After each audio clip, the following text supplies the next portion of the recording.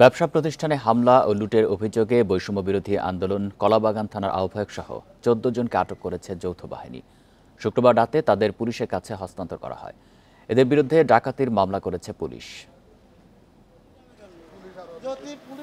শুক্রবার দুপুরে ধানমন্ডির রাসেল স্কোয়ারে কাবিকো কনস্ট্রাকশন নামের একটি প্রতিষ্ঠানে আওয়ামী লীগের অফিস সন্দেহে হামলা চালায় কয়েকজন। এ সময় ৩ লাখ টাকা ও ৪টি কম্পিউটার লুট করা হয় বলে অভিযোগ ওঠে। দেখছি একটা কম্পিউটার একটা কম্পিউটারের ওই যে পিসিটিসি ওই বক্সে করে চলে যাচ্ছে রিক্সায় করে একটা ছেলে অল্প বয়স। জাতীয় জরুরি সেবা নম্বরে কল পেয়ে ঘটনাস্থলে যায় যৌথ বাহিনী। আটক করে ১৪ জনকে। তাদের কাছ থেকে ৩১,০০০ টাকা উদ্ধার করা হয়।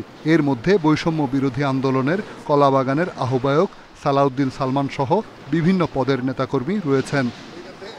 ৩ লক্ষ টাকা আর কিছু চেয়ার টেবিল ভাঙচুর করে ওগুলো নিয়ে যায়।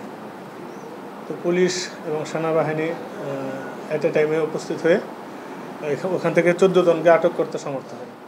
তাদের বিরুদ্ধে ডাকাতির অভিযোগে দ্রুত বিচারের ধারায় মামলা করেছে পুলিশ। এই মামলায় আরও ৫ থেকে ৬ জনকে অজ্ঞাত আসামি করা হয়েছে।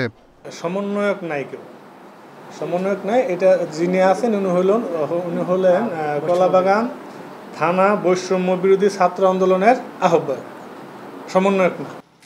এই ধরনের ঘটনায় আইন নিজের হাতে না তুলে আইন শৃঙ্খলা বাহিনীকে জানানোর অনুরোধ করেছে পুলিশ।